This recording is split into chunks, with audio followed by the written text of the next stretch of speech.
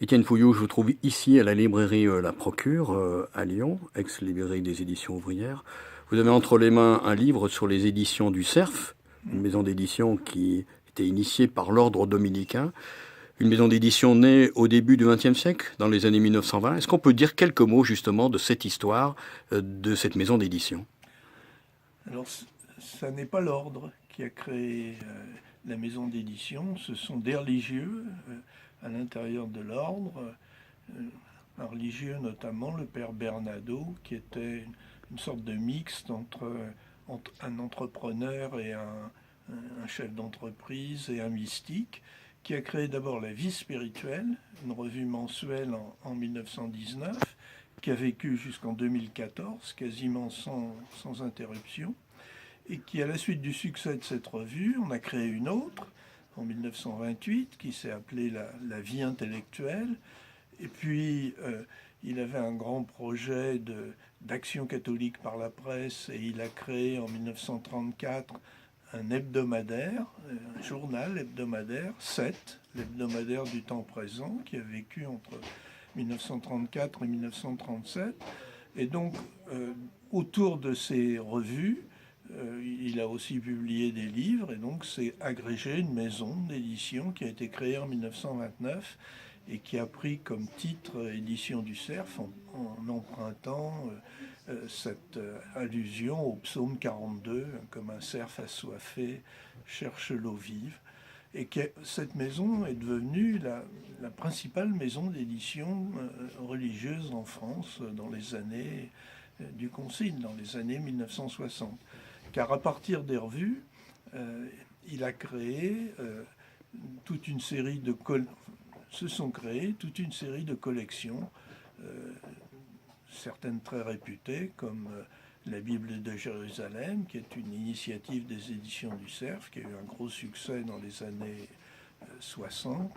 Et donc, ainsi, s'est créée une maison d'édition importante, dirigée par des dominicains, mais jamais sous la direction immédiate de l'ordre.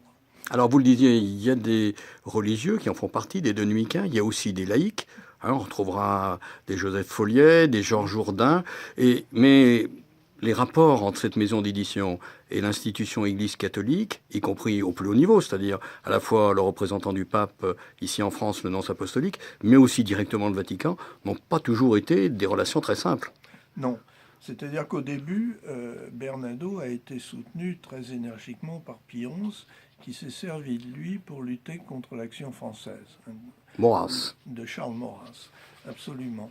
Mais dans les années 30, les positions non conformistes prises par les revues et par l'hebdomadaire 7 ont choqué pas mal de gens en Italie, en Espagne, dans la mesure où les publications du CERF n'emboîtent-elles pas le pas à la majorité catholique plutôt de droite en France. Et donc il y a eu des accusations, des dénonciations, et finalement Pie XI a cessé de soutenir le père Bernardo et les siens, et l'hebdomadaire 7 a été supprimé par Rome en 1937, au moment où on reprenait langue avec l'action française. Donc une action très importante, une diffusion plus importante que les seuls abonnés aux revues. On a beaucoup parlé des positions de Seth et de la vie intellectuelle, mais des positions qui défrisent un peu dans les années 30 et qui cessent d'être soutenues. C'est un moment où justement l'Église catholique avait à se situer face à la montée des fascismes. Et on se Oui, rappelle de deux encycliques importantes hein, de Pie XI, l'une contre le nazisme, lutte contre le communisme. Et quand vous évoquez l'Italie et l'Espagne, c'était deux pays éminemment catholiques où on voyait aussi monter le fascisme. oui.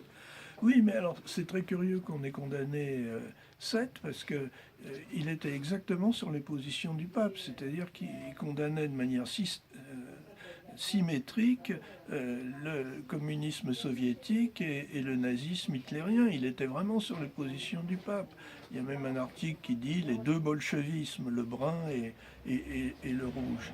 Mais Le fait de ne pas soutenir Franco au cours de la guerre d'Espagne ou de critiquer l'agression de Mussolini en Éthiopie a déplu, plus que déplu, un certain nombre de catholiques. Donc ce non-conformisme, même s'il était grosso modo sur les positions pontificales, on a eu l'impression qu'il divisait les catholiques, qu'il divisait l'Église à un moment où il fallait au contraire faire l'unité à tout prix, et donc Seth et la vie intellectuelle, qui a failli disparaître aussi, ont payé les pots cassés de ce non-conformisme. Comment ça se passe sous Pie XII?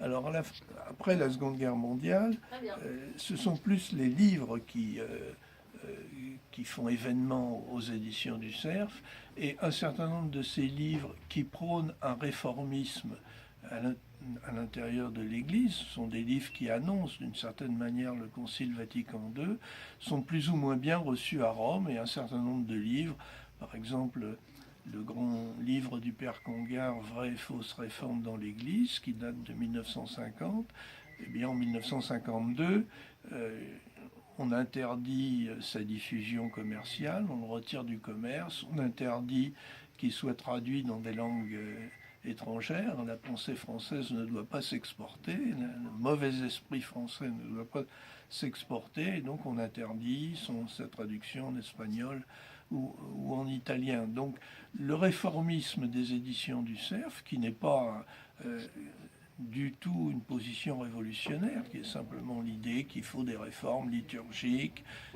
théologiques, ecclésiologiques à l'intérieur de l'Église, eh bien c'est plus ou moins bien reçu, plutôt mal que bien. Et les éditions du Cerf, dont les livres ont une grosse diffusion par ailleurs, c'est bien parce qu'ils ont une grosse diffusion qu'on s'inquiète de ce qu'ils peuvent véhiculer, ont parfois des problèmes.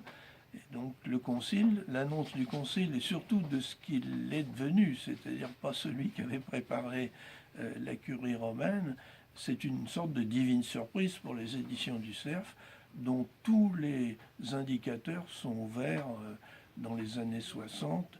Les revues n'ont jamais eu autant d'abonnés.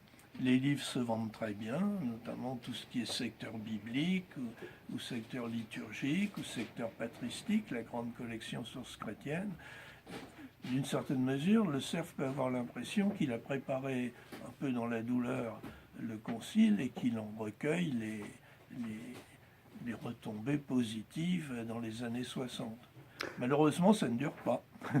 Mais alors, avec Vatican II, dont vous dites que ça a été une divine surprise, finalement, on peut dire aussi indirectement, ou en sous-main, je ne sais comment l'exprimer, elles ont joué un rôle, ces éditions du Cerf, ne serait-ce que par le père Congar que vous évoquez, qui a été quelqu'un qui a beaucoup conseillé les cardinaux, les évêques qui étaient présents au concile. Oui. Elles ont joué un rôle pas presque direct, enfin, d'une part par les experts qui étaient des auteurs des éditions du Cerf, qui ont été parmi ceux qui ont rédigé les textes conciliaires. On cite Congar, mais il y en a d'autres, dominicains, le père Camelot, le père Amer, le père Liéger. Donc elles ont joué un rôle par ces experts, et elles ont joué un rôle presque direct par certains de ces textes dans la lettre même de Vatican II. Par exemple, il y a des citations tirées des pères de l'Église qui sont tirées des volumes de sources chrétiennes. On peut dire aussi que la collection Unam Sanctam, dirigée par le père Congar, qui s'attache à la réforme de l'Église, sur certains de ces textes, il y a quasiment des citations sur la collégialité, la synodalité. Le travail concret des éditions du Cerf a joué un rôle dans la rédaction de la Constitution sur l'Église. Donc c'est de ces deux manières-là que le Cerf a pu influer sur le cours de l'Église, et il en a été très reconnaissant. Les éditions publient ce que j'ai appelé un monument de papier sur le Concile Vatican II, c'est-à-dire qu'il y a une collection Unam Sanctam bis qui est créée, qui publie la version officielle latine et une traduction autorisée des textes conciliaires, et surtout de très gros commentaires de chacun de ces textes, qui sont rédigés par ceux qui ont rédigé les textes à Vatican II, les théologiens pas seulement dominicains, mais aussi Ratzinger ou d'autres, et qui sont une première histoire du Concile Vatican II, ces textes publiés dans la deuxième moitié des années 60 par les éditions du Cerf. Alors, en conclusion, pour vous qui êtes professeur d'université à Lyon 2, qui suivez quand même l'histoire religieuse, aujourd'hui, et c'est pas l'objet de votre livre, mais c'est en tant qu'observateur que vous pouvez peut-être vous prononcer, aujourd'hui, comment est-ce que vous voyez les éditions du Cerf et le rôle qu'elles peuvent encore jouer sur le plan intellectuel, puis même sur le plan interne à l'Église catholique?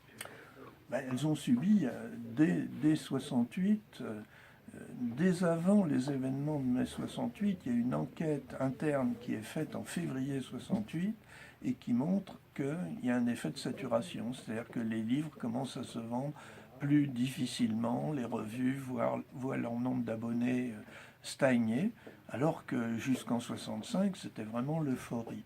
Et ensuite, le Cerf a été de crise en crise, avec un bon nombre de directeurs successifs, jusqu'à une quasi-faillite au début des années 2010, et sa récupération sur un pied beaucoup plus petit qu'auparavant.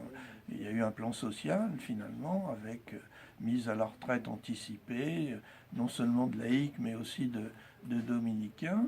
Elles ont repris. L'ironie du sort fait que c'est pour la première fois de leur histoire, elles ont un directeur qui n'est pas dominicain depuis cette crise, Jean-François Colosimo.